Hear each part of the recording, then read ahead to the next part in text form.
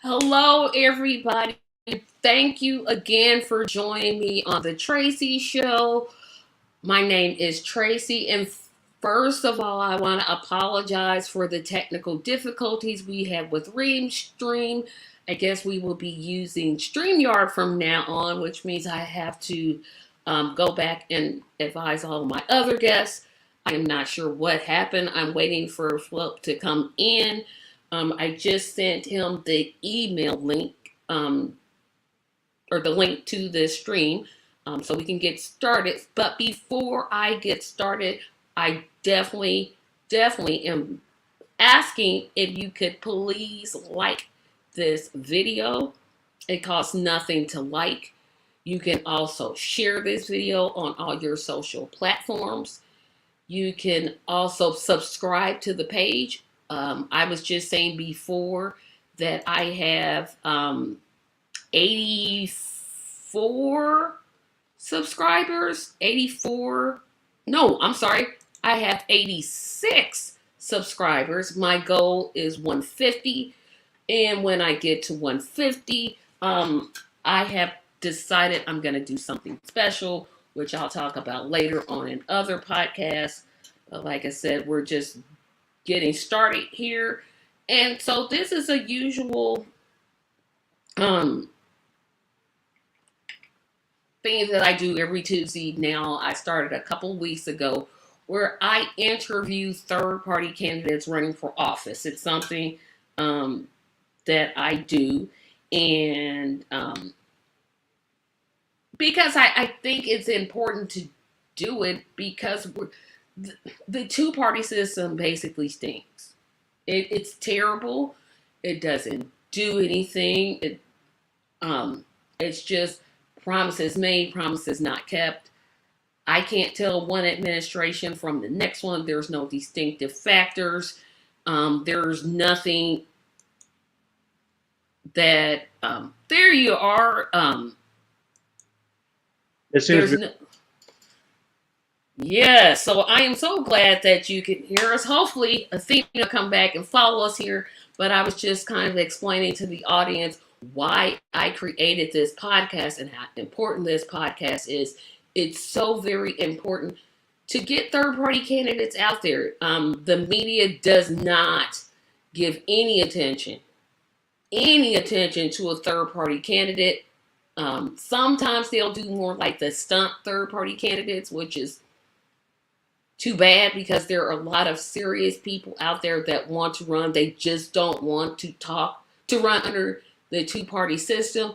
So I know I was asking you if you could talk about the Independence Party and what it is. I'm sorry, the Alliance Party. The Alliance Party. I'm going to get it right.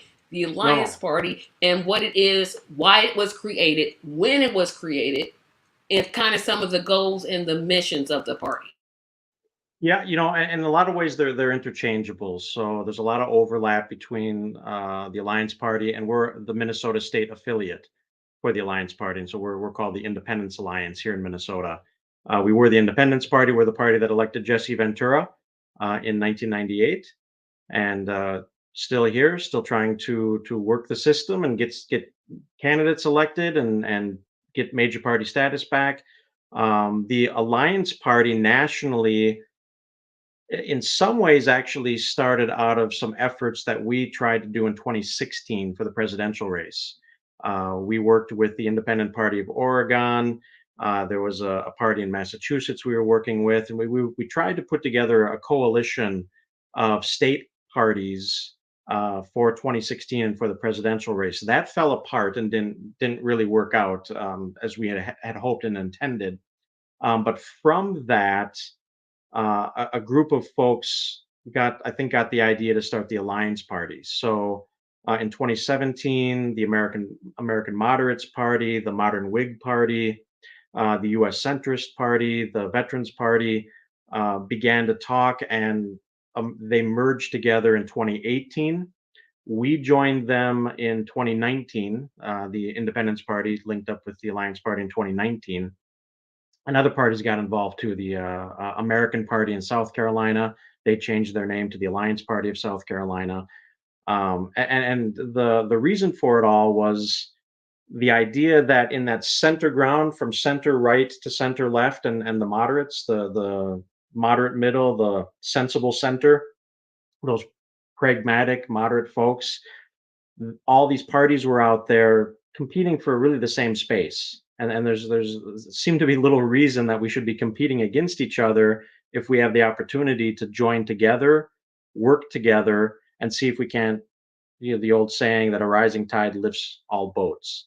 And so the Alliance Party name was chosen because it really is an alliance of a variety of different parties that it was founded under. So the Independence Party of Minnesota, American Party of South Carolina, the American Moderates, the Moderate Wing Party, the Veterans Party, the U.S. Centrist Party, and so Alliance Party as the national name was chosen for the national party.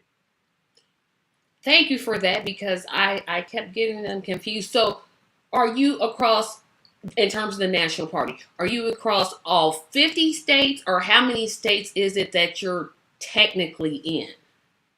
I think it would be a misnomer if I said that we were in all 50 states. We've got names on a list in all 50 states. I think in terms of stronger, relatively organized, ready to do some work and doing some work, we're probably in 7 to 9 states, 8 states, with another 5 or 6 that are just shy. Probably need a couple more leaders to step up, a couple more folks to get involved, which would get us to 13 to 15 states where we've got some structure and some people and some ability to do something.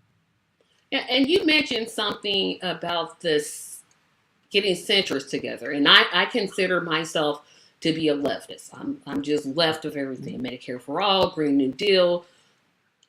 I used to say $15 minimum wage. Now I believe it should be more like 24. Where does the Alliance Party stand on those, what I would call left issues, or are you thinking of it in terms of, well, this is where most Americans stand and we support those issues, or do you not support those issues as a party? Yeah, from the national perspective, we have 7 areas that we've taken some positions on, and one of our philosophies is that state parties should be a big driver of a lot of issues. We always like to say that a Republican in Texas is not the same Republican in California, or a Democrat in Mississippi is not the same Democrat as in Minnesota. There are regional differences, there's variation, and so our philosophy is to let the states sort of drive a lot of that platform, and let candidates drive a lot of the platform and what the party stands for. But as a national party, we have laid out what we call a blueprint for America in 7 different areas. They cover income inequality, criminal justice reform, political reform, the environment, healthcare, etc. Gun violence is one of them. So we do have a variety of issues, and on the national level, we're taking a bit of a go long approach, and we've looked at millennials and Gen Z, and a lot of the issues that appeal to Gen Z and millennial and younger folks 35 and younger, and a lot of those, I think, in that typical paradigm of left right are left leaning kinds of issues. So nationally, we've got a lot of left of center issues, I would say. And so to your earlier point, we believe in universal health care nationally. We've maybe not the Green New Deal as it was laid out by the squad in Congress, but we do believe in the environment and a Green New Deal-esque kind of idea. And so a lot of our issues, as I said, are sort of those left of center, left leaning. And a philosophy that we have is that we can have discussions. And so I can consider myself, actually, I probably consider myself center right, or a moderate center right. If you're a leftist, that doesn't mean we can't have discussions, and we can't find those areas where we have agreement. Understand. Hello, theist. And to the audience that's watching, the rest of you watching, you can pop in your questions at any time. I've said it before and I will say it again. questions are welcome here. If I think it's inappropriate, of course, I won't ask it, but please put your questions in the comment section so I can have some questions to ask Phil, who at the very last minute agreed to do this. So I'm very, very, very thankful to you for doing that. And I wanted to talk about something that we just did last Saturday. And that was we had the Beat the Duopoly forum. Talk about your impressions from that forum and the one thing that you learned that you didn't know before. You know, it was a great forum, Tracy, and thanks for putting that on. And I know we had some technical difficulties at the beginning tonight, and I want to make sure that it gets on record here. Thank you for hosting it. Thank you for doing this and giving a voice to marginalized folks, alternative parties, alternative candidates that otherwise do get ignored. So thank you very much. Thank you for having me on. I thought that was a fantastic, the Beat the Duopoly forum that you put on was a fantastic forum. It was great to see, we had 6 or 7 other individuals on. And I think, you've got a following that leans left, and some of the followers clearly were in that category, the People's Party, for example. But it was great to learn and great to hear from folks. Free thinker, was it Kiko? Yes, that's right. I was wowed by the comments across the board, and again, I think somebody that is seems to be very level-headed, very intelligent, able to talk about issues, and make it digestible for folks to understand.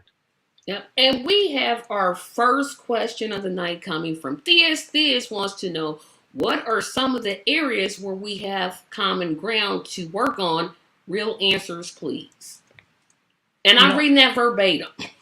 Yeah. I think, I think it's difficult because I can start talking about issues. But I think the reality is when it comes to working together and finding those common areas, we have to have that conversation. So an issue has to come up. Whatever it is, whether it's gun violence reform or gun reform or healthcare, whatever the issue is. And so I think that the area to find that common ground starts with style, and it's how we approach each other. And I think today we've got a terrible habit that's seems to have been getting worse for the last 25 or 30 years of viewing politics as a zero-sum game, viewing the other side as the enemy. So it's like you're on 2 sides of a riverbank, and all of the red team is on one side and the blue team is on the other side of the riverbank, and both of them are saying to each other, well, that's the enemy, and they point across the river. You're pointing at fellow Americans, you're pointing at fellow Minnesotans, you're pointing at fellow Americans. And so we've got to be able to have conversations, find where our common ground is, and then realize that politics isn't a zero-sum game. It's not my victory or your victory, it's our victory, and trying to move everybody forward. Yep, and I think there's a follow-up question by Theus. So he said he'll be more specific. Election security and ballot access, which are very important to me. How different parts of the spectrum work together. So if you could take that last question and just talk specifically about how you work across the aisle on just election reform, I think that would be helpful to everyone. I think we all want secure elections. And so I think maybe that's the starting point. Now, you can quickly divert, get onto different paths as to what a secure election is. But I think we all want secure elections. Now, what does that mean? And that's where some of those conversations have to start coming into play. Take voter ID. Voter ID can be an absolutely horrible idea if you approach it from I think it was a Mississippi vantage point, where they mandate voter ID. You can only get your voter ID at the state DMVs, and then they shut down like 35 out of the 47 that they have in the state. That becomes a non-starter. That becomes pretty obvious that you're trying to disenfranchise people to vote. Voter ID can also be a non-starter if, it's $25, $30, $40 for an ID. Voting is a right, and you shouldn't have to pay for a voter ID in order to write. That's just another poll tax. So voter ID can be a bad idea. Voter ID could be okay if everybody gets free IDs, if they're easy enough to get. And I think of the elderly population that maybe doesn't have a birth certificate. If you've got a way to verify your identity that is easy enough that anybody can do it. Again, the bad side is if it's it's only a birth certificate. Shoot, I'm not even sure I know where my birth certificate is. So it can be a good idea or a bad idea, and those are the conversations you have to have. So if it's election integrity or election security, if it's ballot access, you have to have those conversations to find out where that common ground is. And I like to say that if it's solutions, there are two fundamental ways to govern. The way we govern today is one side gains power, shoves their ideas down the other side's throat, tells them to suck it up, and roughly half the population is upset about that. But then the pendulum swings, they gain power, they undo everything that the other team did, and they shove their ideas down the other side's throat, and roughly half the population is upset. So we live perpetually in this combative, half the people upset kind of system. The other way, and the better way, I think, to govern is much more by consensus. It's not my idea. It's not my solution. It's not Tracy's solution. It's not, I think, was it Simple Man that asked the question? It's not Simple Man's solution. It's our solution. We need to discuss it, find out what we can agree on. In other words, compromise. And we're all a little upset, but we can all live with it. I think what you're talking about is so important in terms of collaboration, but I want to totally change the subject. So I have a two-part question, and depending on how you ask it will determine whether I ask the second part of this question. Have you as a person, have you ever ran for office? I have. I've run twice for city council of St. Paul, Minnesota, the second largest city in the state, and once for state representative. Okay, so now you can answer this question, and I'll get to Theus's question here because he has another one. What do you think is the hard? Because I think I know the answers to some of these, but I'm not running for office. We also had that weird discussion. I'm like, no. Okay, well, so we might have that again here tonight. No, we won't. No, we won't. We won't do it. Just trust me. I'll change the subject. What do you think is the hardest thing? The one thing you would say is the hardest thing to run, like when you're not running as a Democrat and you're not running as a Republican. What's the one thing that you just wish, if I could change this one thing about running for office, that I would change? If I could change something, it would probably be the campaign finance mechanism. I think there's a big play on, a big push on the value of money. You need funds to run, but everybody from the media on down, and it just sort of compounds itself. It's hard. It's fundraising is not fun for most people. It's not necessarily easy for a lot of people. And then you layer on that, now the media is not going to pay attention to you if you're not raising money. And you can't get a message out if you're not raising funds. So if I could change one thing, it would be a fair or a solid campaign finance system, where either a partial public campaign finance system or you raise enough money. I think Maine's got a system where you raise $1,500 or something, and then that turns into everybody's under the same system, and you get $8,500 or $10,000 or something like that. I thought you were going to say a completely different answer, but Minnesota is not like I call them signature states. Like Indiana is definitely a signature state where you have to get X amount of signatures to appear on the ballot. I'm not sure if Minnesota is that way or not. Yeah, if you're a minor party, there are signature requirements. They're not too bad. For a state representative or state senate race, you'd have to get 500 valid signatures. For a U.S. congressional race, it's 1,000, and for any statewide race, it's 2,000, which is far less than Indiana. Yeah, and I don't know. We have some of the most repressive ballot access issues because you have to get, it's always 2% of what the amount of people that voted in the last election. So this time it's like 45,000. And good luck to the person that has those resources. So let me jump on Theus's question before I get back to mine. There's no quality. Well, okay, I'm not going to answer this question because I actually, well, I'm partially in. Indiana does have it where you can get your state ID for free. You can't get your driver's license for free, but you can get your state ID, which counts when you go vote. But that's just Indiana. Not sure about Minnesota. Yeah, and he also said, about the quantifiable voting insecurity, and I would agree. I don't think that we have a big problem with fraud or anything like that. Does it exist? Well, certainly, you get one or two or three cases in a state. Here in Minnesota, you might get two or three in a year of something happening. But you got 2 million people voting. You got two or three cases. That's to me within if you're in engineering, there are things called tolerances. Things you can't find perfection. So you have to operate within tolerances. And I think our electoral system across the board operates within tolerances.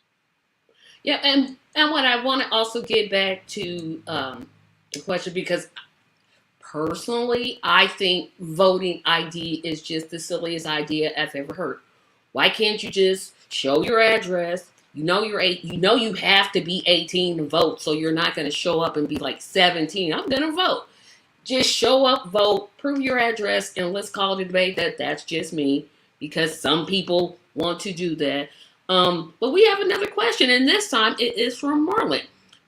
Do you feel that having a different new candidate for each election year hurts the chances of That's actually an excellent question, Marlon. I'm wondering if First Love is thinking of that as at the presidential level, but I think it's applicable maybe across the board. When I sit down and talk to candidates here in Minnesota and candidate recruitment, one of the things we talk about is a two-election approach, and that is that the first election, winning is always difficult. If winning were easy, there'd be a ton of independent, alternative, third-party candidates across the country, or everybody would be a Democrat, or all the elections would be Republicans. But they're competitive, they're hard. It's not a guarantee. So we often go in with this two-election strategy where we say, look, the first election may be a name builder. You're running alternative, you're running third-party. People, are still learning about the Independence Alliance or the Alliance Party or whatever party you might be running under, and they're also learning about who you are. And so use that two-election. The first election, much more of a name builder kind of thing. If you can catch lightning in a bottle and win and take the oath of office, fantastic. But be prepared or think about running 2 or 4 years down the road for the office again and building on what you've been able to do the first time.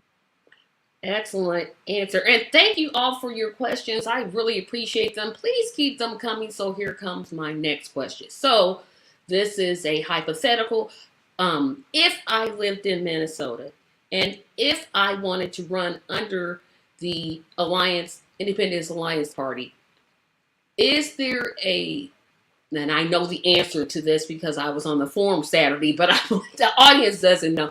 Is there a contract that the candidate has to run, or let me scratch the question. What vetting process do you use to get candidates? That's my question. Yeah, I'll give you the full scope, although I think you're mostly getting at the candidate agreement. Here in Minnesota, what we're trying to do is, yes, be a political party, but put people over party. And to do that, we do a couple of things. At the state level, we have 57 planks in 11 topic areas. That doesn't cover everything under the sun, but we believe that it is enough to give people an idea of who we are as a party and as a people, how we would govern here in the state of Minnesota. But Ronald Reagan in the 80s said that if we can agree 80% of the time, we're friends. And so we take our platform and we ask candidates to take a look at it. And if you agree with 80% of it, you're good to go. We don't litmus test. In most places in this country, if you are a Democrat, but you're pro-Second Amendment or pro-life, you can forget about running as a Democrat because you're not going to get endorsed and put up by the Democrats. And conversely, in most parts of the country, if you're a Republican, but you believe in reasonable gun control and you're pro-choice, you're not going to get endorsed and run. Those are litmus tests. That's the party saying you can be a member of the party, you can run under our banner, but here are a list of things that you must agree with. And that's the first step that we take to say, look, we want 80%. We don't care what you disagree with. And that gives us a Venn diagram of 60%. So Tracy, if you came in and you and I disagreed on 20%, we still agree on 60%. And that says, we've got a base that we can work from and work together with. So that's what we offer for candidates. Our vetting process is a screening. We do a screening with candidates and try to do a little bit of a background check on them, Google searches, things like that, to see if there's anything untoward or disqualifying in some way. If we come up with something, we ask that in an interview process and bring it up. We also believe in redemption. So a drug offense 25 years ago when you were 19 is typically not a disqualifying kind of offense for us. We do believe in redemption. We do believe that people, gain wisdom over time and can redeem themselves and still run for office. Our final piece, what we do and what does set us apart from a lot of other parties is a candidate agreement. And it's really, it's got some stylistic things in there. It talks about trying to avoid negative campaigning, keeping, on the issues. You can critique your opponents, but that's different, we think, than personal-based attacks and negative campaigning. So there's some style elements in that candidate agreement. But the meat and potatoes of it, I think, are an agreement to term limits.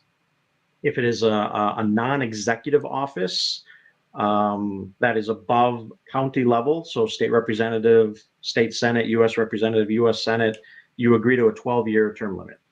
And that's the pledge that you make, that you're only going to serve, so if you're running for U.S. Senate, you'll only serve 2 terms. So a 12-year term limit. And then the other is transparency, which we think is important. And that is the idea that you need to give the last 2 years, present the last 2 years of your tax returns, redacting out personal information. Obviously, you don't need to put up your social security number and all that kind of stuff.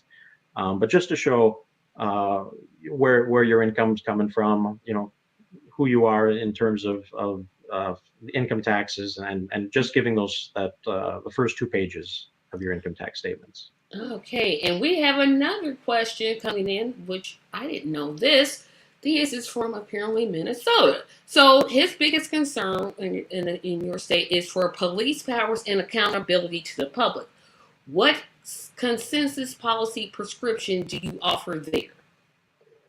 Yeah, on some of our criminal justice reform and police power, both nationally and at the state level, we believe in restoration of felon voting rights.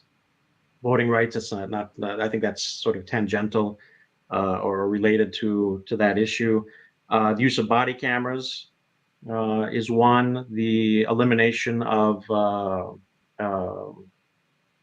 immunity. Qualified immunity for police, so that cities and police can be sued for wrongdoing. See if I'm missing anything else here. Yeah, ending qualified immunity, strengthening police accountability, national standards in police training. That's another that we have. Let's see if I'm missing anything else.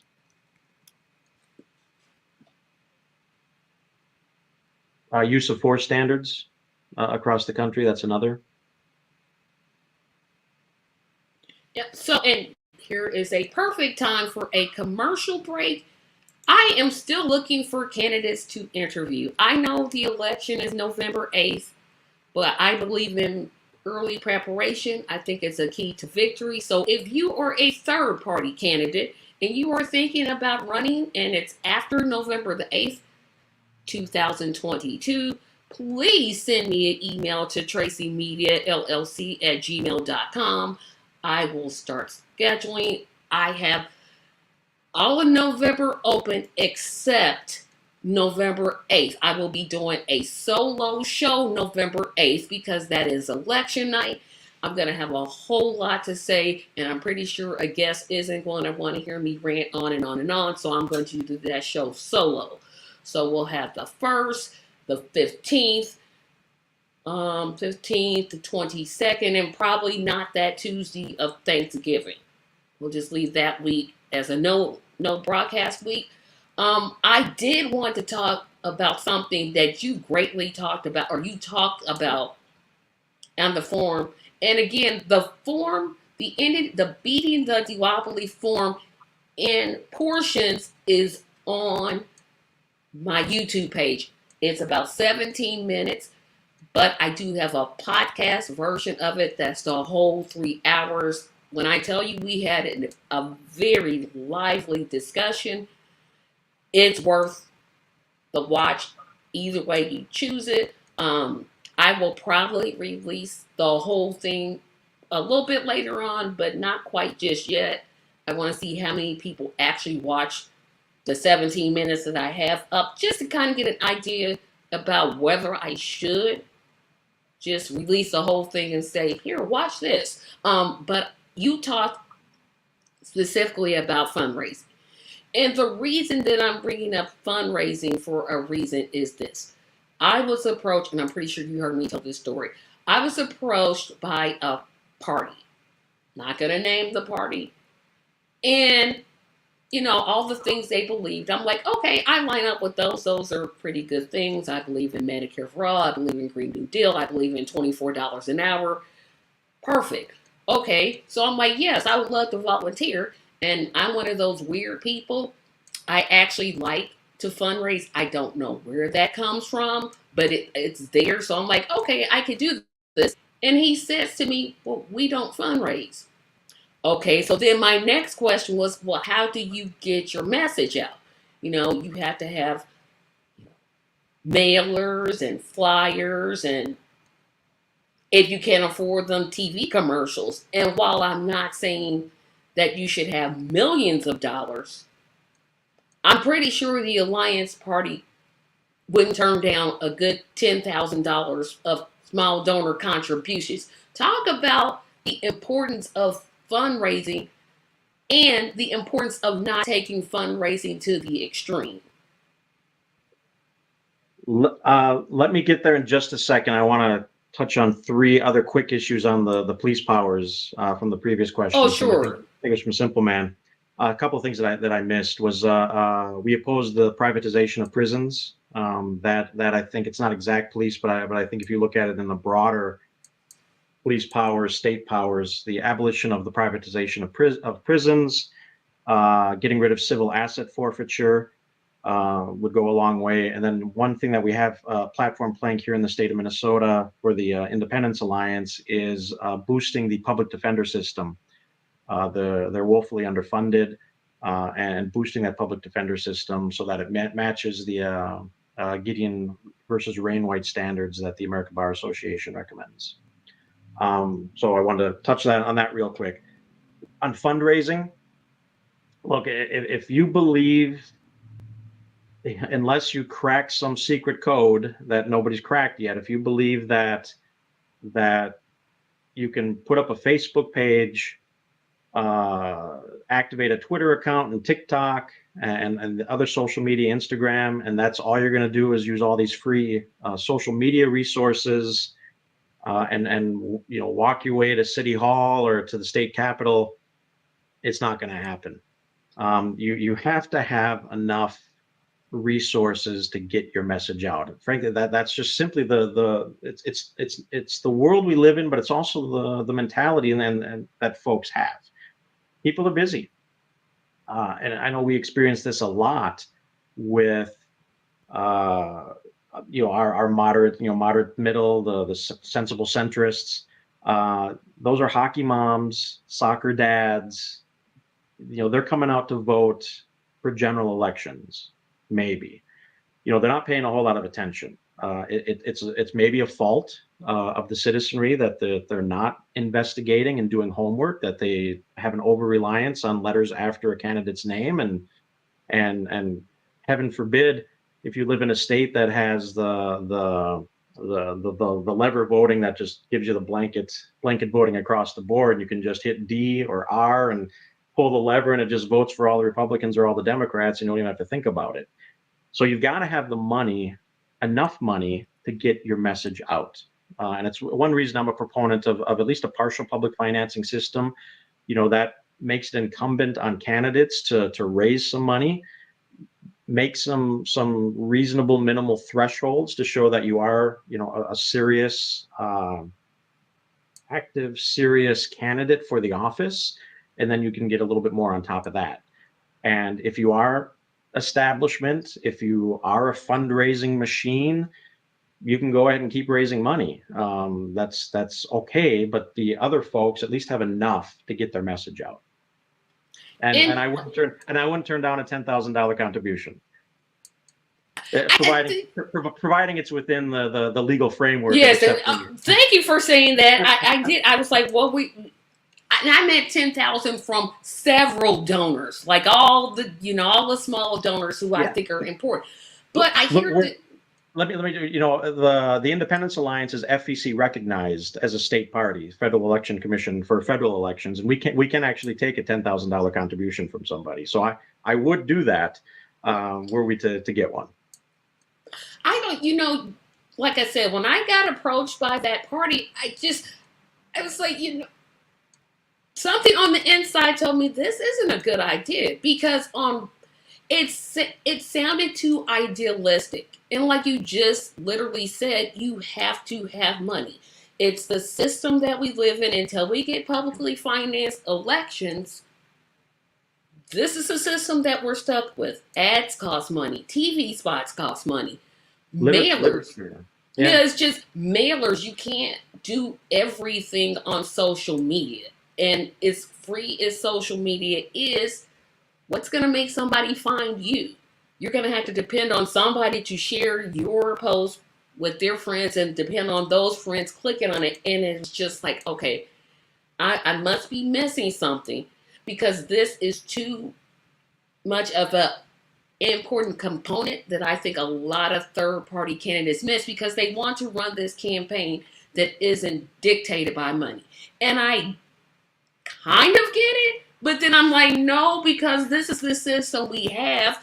So how do you get your, you have gasoline. Let's just basically break it down. We have gasoline, because candidates have to travel. They have phone costs. I'm trying to think of what else you have. Food. Well, not clothing necessarily, but you have expenses that you're expecting that candidate to meet. Why should the candidate, and I'm not talking Democrat and Republican, why does it seem okay to some third-party candidates to, I'll just come out of my own pocket? Well, that doesn't seem like a good idea to me. Well, you can be a self-funded candidate. And it works. The smaller the race, probably the better it works. If you're running for town council in a township, and they're going to be literally 207 voters in the township, so maybe turnout might be 145 of those 207 might actually show up. Well, you can probably go ahead and plunk down $250 of your own money and print off some flyers and run. But the higher up you go, and I get the altruism that sometimes folks come with that idea that money is a problem in politics, and in a lot of ways it is a problem in politics. But to approach it with sort of neutering yourself, that I'm not gonna raise any money, I'm not gonna spend any money. You're now, you're waging this Quixote-esque, Don Quixote, tilting at windmill kind of campaign. And it's just not really it's not gonna get you anywhere.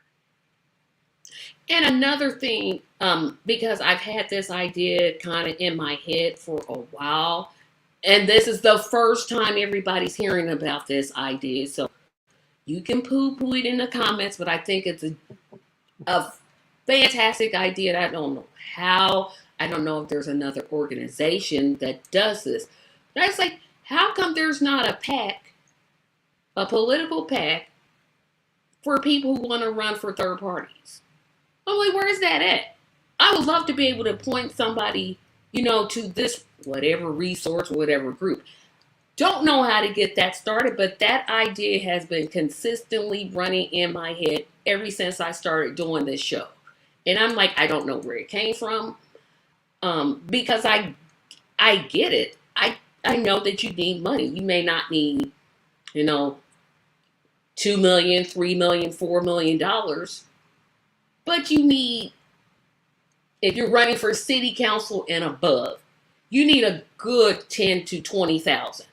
Somewhere in between there if you're going to be taken seriously.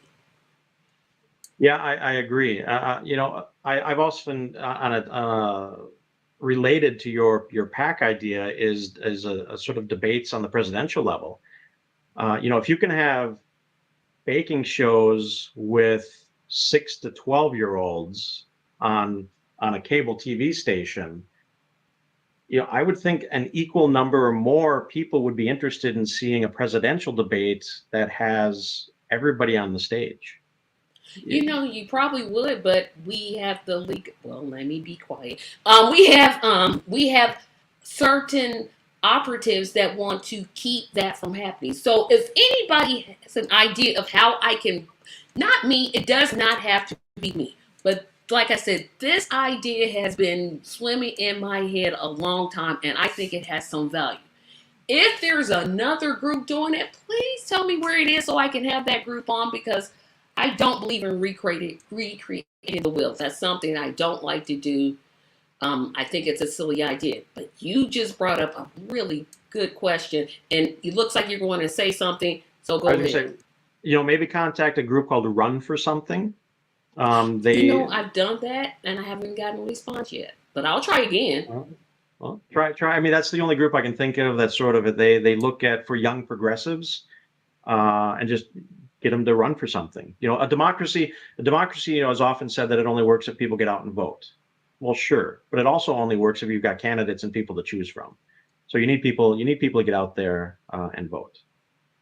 Okay, so now we got this with this comment. Third parties don't have development packs because they are inherently built on ego or too narrow in scope or so revolutionary that they threaten people with power. Yes, that's true. But I'm just saying. That's all I'm saying. It's just an idea at this point. But you just brought up something. No, I'll get to that question later. In 2022, is your party running people in Minnesota or nationally? Yeah, we have Minnesota. We have a candidate for governor. His name's Hugh McTavish, and that's McTavish, the number 4mn.org, McTavish4mn.org. We also have a gentleman up in our state representative district 5B. His name's Greg Hendrickson, who is running it's a very red area, but the Democrats are sitting it out. So that's actually a heads up race, maybe possibility for us there. Hugh McTavish running for governor in Minnesota gives us a possibility to get major party status back, which is ballot access. And ballot access, we talked about petitioning requirements. Ballot access is such an overall hurdle from just getting on the ballot, but also candidate recruitment. So we've got an opportunity there with Hugh and the McTavish campaign to maybe get ballot access back and major party status back. And then we've got two other candidates we're running. One is Hennepin County Sheriff, a gentleman named Joe Banks, and he came in second in the primary and is moved on to the general here. And then we have another gentleman by the name of Guy Saint-Chagrin running for city council in a smaller city called Shorewood. And we also have candidates in South Carolina, State Treasurer Sarah Work, and Joe Otto, who's running for U.S. Congress in South Carolina. And then South Carolina has a thing called fusion, where a candidate can be nominated by by different parties and then be listed on the ballot multiple times. So we have Lisa Ellis running for State Board of Education Superintendent as a Democrat and also as an Alliance Party member in South Carolina. And we have a gentleman named Ryan Thompson running for state representative as a Democrat and also as an Alliance Party member. And then as a voter in those fusion states, what you do is you go in and now you can make a decision. Do I want to vote for Lisa Ellis for state superintendent of schools as a Democrat or as an Alliance Party member? And then Lisa, in this case, Lisa Ellis would get the combined total of those votes. Okay, that's something we don't have in our state. We don't have a lot A few of things New York does have it, but most places and South Carolina, they're actually it's a threat to power. I think Simple Man was right.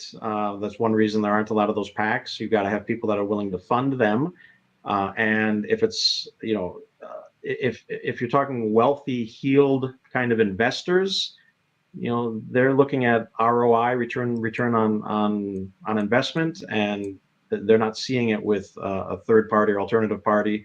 And that's why you see a lot of those rich folks giving money to Republicans and Democrats, because one of them is probably going to win.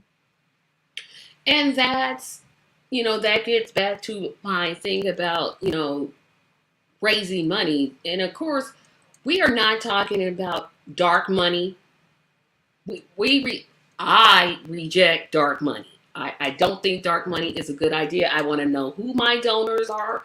If it's somebody that I think is nefarious, I don't need your dollars. You can take them and support a different candidate. I'm not that type of candidate, although I'm not a candidate at all. But these are just things that I'm not a candidate at all. These are theories I'm just proposing out there. But it amazes me, and you can talk about this in terms of marketing and promotion, is how people will literally say, oh, well, they're both bad. Which, that's a very true statement. Both parties are terrible. But then in the same breath, they'll say, well, no, I have to vote for, and I'll use just the presidential race for an example because it's the easy one. Either they voted for Biden to get rid of Trump, or they voted for Trump because they're Republicans and he was status quo for them. Even though both sides were saying, no, I'm dissatisfied, or I don't think this person can advance my issues. I'm wondering your thoughts about why do people continually vote against their own interests? I always think about this, and I cannot come up with an answer. Well, I think sometimes you get folks voting against their interests because they see themselves one day being in that category. So it might be somebody that is on the lower level of the socioeconomic index, but believes that in 15, 20 years I'm going to be upper middle class, and therefore I'm going to vote Republican.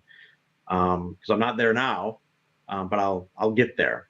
So that might be common. But the other, I think what it comes down to is great propaganda machines from the left and the right, again, demonizing the other side. I talked about that riverbank analogy earlier, and that demonization, because look, as an independent third party, I voted for Rocky De La Fuente for president in 2020. I voted for Evan McMullin in 2016. Hearing my friends on the left, or just if it ever came up from the left or came up from the right, if I wasn't voting for their person, then I was actually casting a vote for the enemy and the other person. So in 2016, a Hillary supporter would tell me that voting for Evan McMullin was a vote for Donald Trump, and a Donald Trump supporter would tell me that a McMullin vote was a Hillary vote. Heard the same thing in 2020 in that election. But your vote for Evan was a vote for Evan. That's where I'm just like, that's what frustrates me. I'm like, people, why do you say this? Why do you say this? When I voted for Howie Hawkins, I was voting for Howie Hawkins. Howie, last name Hawkins. Oh, you're just voting for Trump. How? How? I live in Indiana. There was no way Trump was losing Indiana. No way. The Democrats didn't even try to campaign in Indiana. They didn't even come to Indiana until like a couple of weeks ago. So I think that frustrates me so much. It's like I'm trying to explain to people. If you vote your best interest, 9 times out of 10, you're not going to be voting for the Republicans. That's what I call them. They're now the Republicans to me. Because if you actually vote for your best interest, I guarantee you won't vote for the duopoly anymore. I can almost guarantee it. Yeah, no, I agree with you too. I don't votes aren't inherently given to one, the Democrats or the Republicans. It's not, they don't belong to them. We can pass them as we wish.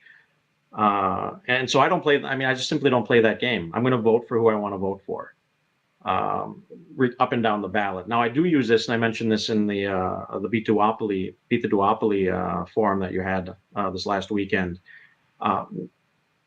Here in Minnesota, if I'm talking to folks, what I often say is, look, we all have a level that we start to tune out, and for me, that's judgeships. I don't do a lot of research on judges. Either I leave them blank or I just randomly fill in ovals, or maybe vote against the incumbent or something. But generally, I probably leave them blank. I don't do a whole lot of research. We all have that, and for most of us, I think, or for most citizens, you get below president and governor and maybe U.S. Senate, and things get pretty dicey in terms of whether they know who their U.S. representative is. And again, heaven forbid, do they know who their state representative is or their state senator? At some level, you start to check out. And if you're checking out and you're upset with the system, if it's the lesser of two evils and you don't like, well, throw some love around to some other folks. Throw it to a libertarian candidate. Give a vote to the Socialist Worker Party. You're not really paying attention. You have no idea who's doing the job anyway. Cast a vote. I can understand. I disagree with it, but I understand the enemy analogy. The Trump Clinton or Trump Biden. Or at the governor level, that one governor's too extreme, left or right. I get it, and you're paying attention at that level. Fine, pick a lower level and throw some votes around. And if people would do that, and if you look at most states, you're going to have 4 or 5 partisan offices, maybe 6 partisan offices.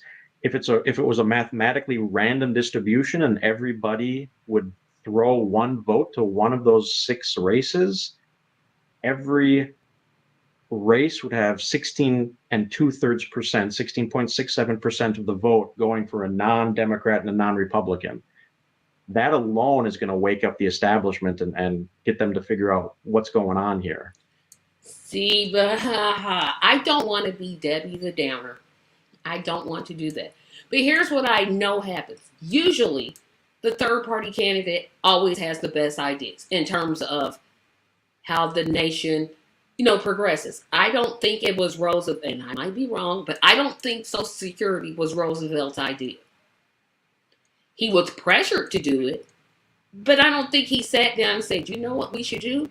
We should have guaranteed income for people over 65 and retired. I don't think that Medicare for All was an idea of Bernie Sanders. Matter of fact, I know it came from Ralph Nader when he was talking about it way back in the early 90s when I first became a registered voter. Those ideas that the Republicans basically still watered down always come from the third party. I'm like, think about it. Think about every major thing that people say they're concerned about. Prison reform. Ending qualified immunity. I'm trying to think of everything I can think of, but I can't really think of a whole bunch right now. Those ideas have always been powered by the third party. But I want to win. And that's what I think. Yeah. This is why I shy away from running, because I have this win mentality.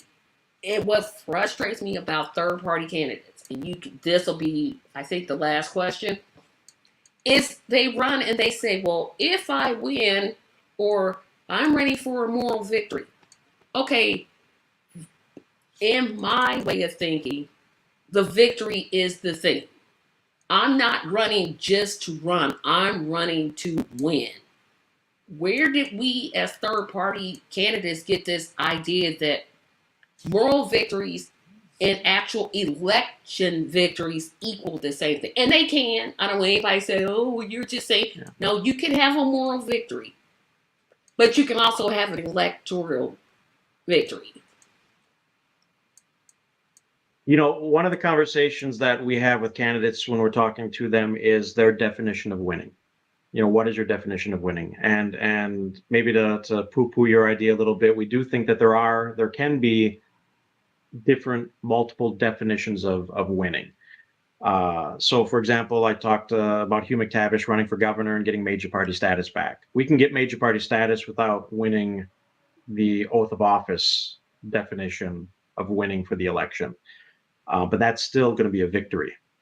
The modern work structure that we have, 5-day work week, 40 hours a week, comes pretty much from the Socialist Party and Eugene Debs in the early 20th century. Eugene Debs never won in terms of taking oath of office winning, but they're almost the entire platform of the Socialist Party, and from 1912 or something like that, was adopted by 1930 or something along those lines, or a big chunk of it.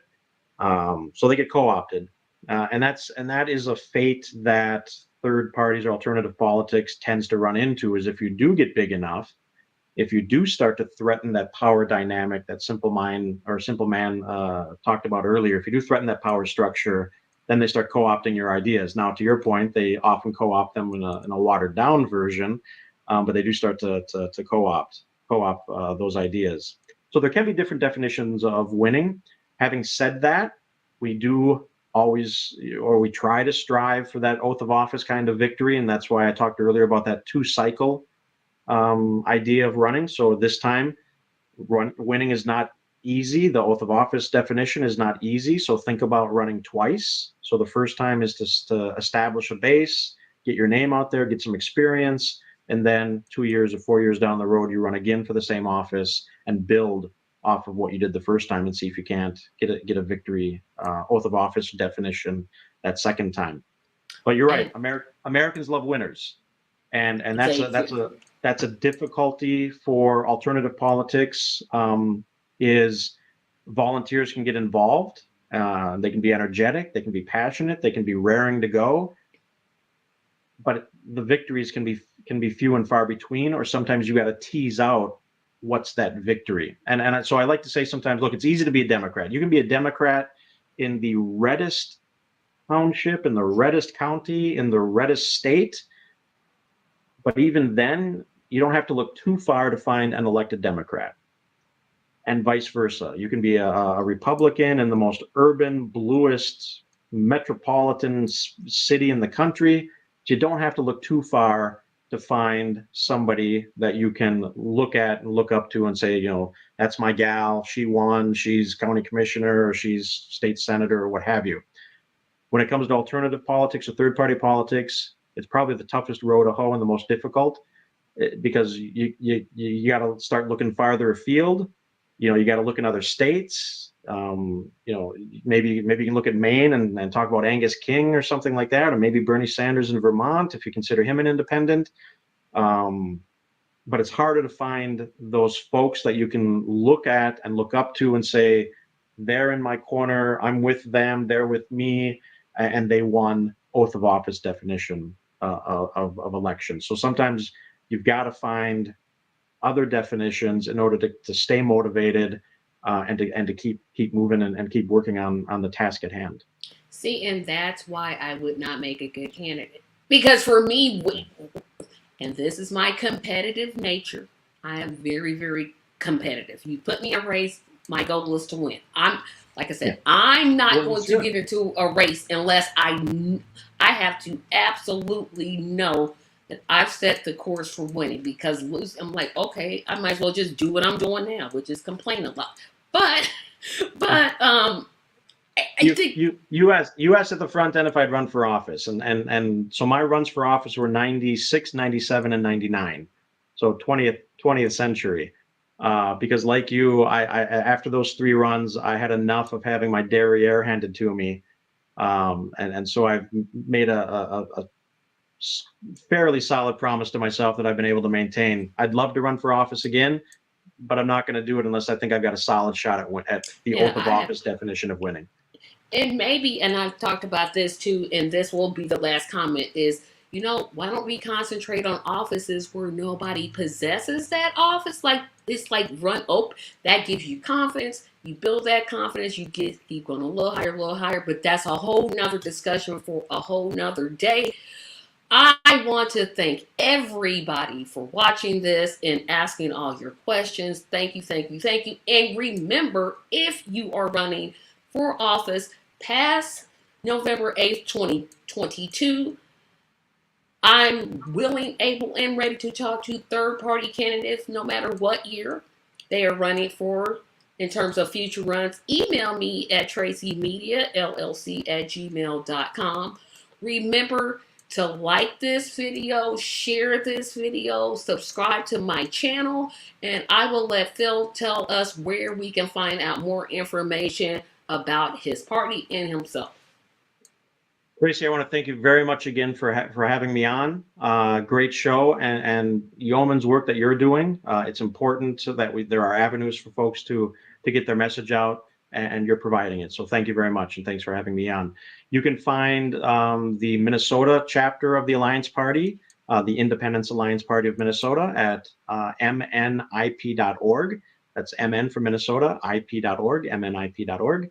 And nationally, the Alliance Party is on the web at theallianceparty.com. Thank you so much, Phil, for joining me. Everyone have a great evening. I again apologize for all the technical difficulties, but now I know it's StreamYard from here out, so I'll have to email everyone, including Hugh, with his new link.